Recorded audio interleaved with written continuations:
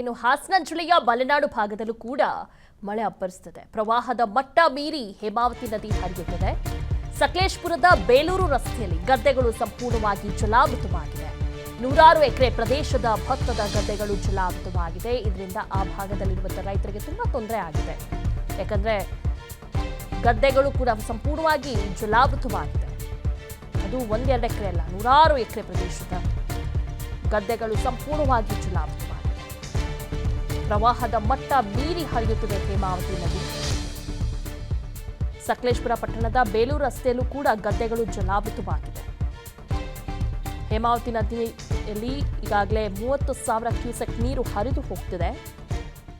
ಹೀಗಾಗಿ ಹೇಮಾವತಿ ಜಲಾಶಯಕ್ಕೆ ಭಾರಿ ಪ್ರಮಾಣದ ನೀರಿನ ಹರಿವು ಹೆಚ್ಚಾಗಿದೆ. ಜಲಾಶಯದ 2,922 ಅಡಿ ಸಂಗ್ರಹ ಸಾಮರ್ಥ್ಯ ಇದೆ. ಈಗ ಜಲಾಶಯದಲ್ಲಿ ಒಟ್ಟು 2,912 ಅಡಿ ನೀರು ಸಂಗ್ರಹವಾಗಿದೆ.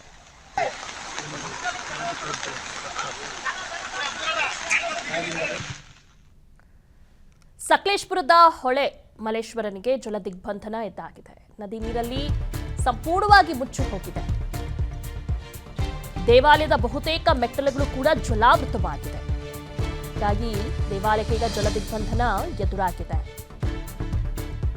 ಹೇಮಾವತಿ ನದಿ ಪಾತ್ರದಲ್ಲಿ ಪ್ರವಾಹ ಪರಿಸ್ಥಿತಿ ಕೂಡ ನಿರ್ಮಾಣವಾಗಿದೆ.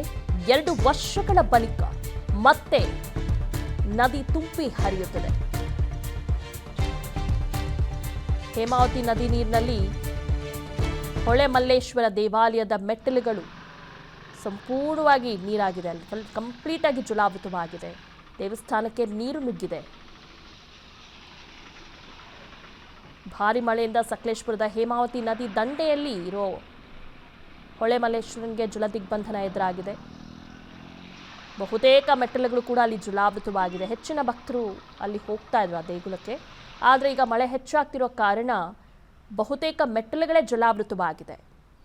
ಇಂದು ಮತ್ತಷ್ಟು ನೀರಿನ ಹರಿವು ಕೂಡ ಹೆಚ್ಚಾಗಲಿದೆ.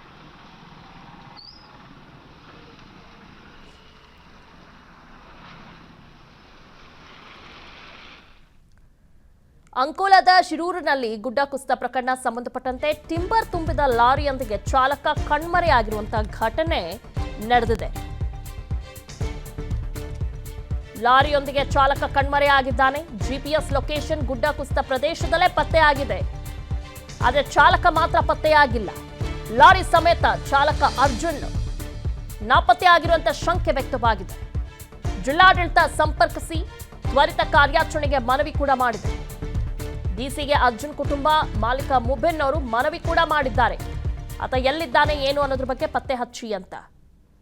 ಲಾರಿ ಸಮೇತ ಚಾಲಕ ಎಸ್ಕೇಪ್ ಆಗಿದ್ದಾನೆ. ಜಿಪಿಎಸ್ ಲೊಕೇಶನ್ ಕೂಡ ಗುಡ್ಡ ಕುಸಿತ ಪ್ರದೇಶದಲ್ಲೇ ಪತ್ತೆಯಾಗಿದೆ. ಆದರೆ ಆತ ಎಲ್ಲಿದ್ದಾನೆ ಏನು ಅನ್ನೋದ್ರ ಬಗ್ಗೆ ಈಗ ಪೊಲೀಸರು ಹುಡುಕಾಡ್ತಿದ್ದಾರೆ. ಟಿಂಬರ್ ತುಂಬಿದ ಲಾರಿಯೊಂದಿಗೆ ಚಾಲಕ ಕಣ್ಮರೆಯಾಗಿದ್ದಾನೆ.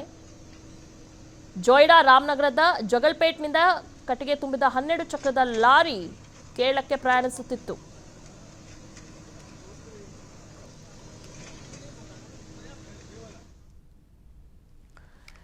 ಇನ್ನು ಚಂದ್ರದ್ರೋಣ ಪರ್ವತ ಸಾಲಿನಲ್ಲಿ ನಿರಂತರ ಮಳೆ ಆಗ್ತಾ ಇದೆ. ಮೆಟ್ಟಲುಗಳನ್ನು ಆವರಿಸಿದೆ ಹೊನ್ನಮನ ಹಳ್ಳದ ನೀರು.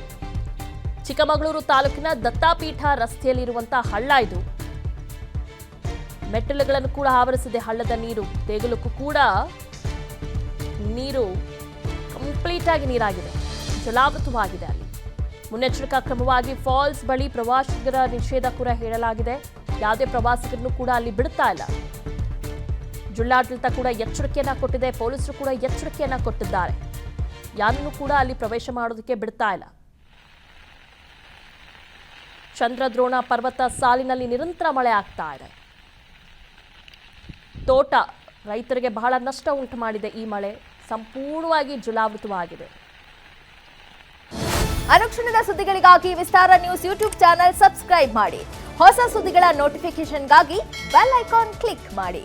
ಲೇಟೆಸ್ಟ್ ಅಪ್ಡೇಟ್ಸ್ಗಾಗಿ www.vistaranews.com ವೆಬ್ಸೈಟ್ಗೆ ವಿಸಿಟ್ ಮಾಡಿ. ಅಂಗೈಯಲ್ಲೇ ಜಗತ್ತಿನ ಸುದ್ದಿ ತಿಳಿಯಲು ವಿಸ್ತಾರ ನ್ಯೂಸ್ ಕನ್ನಡ ಆಪ್ ಡೌನ್ಲೋಡ್ ಮಾಡಿ.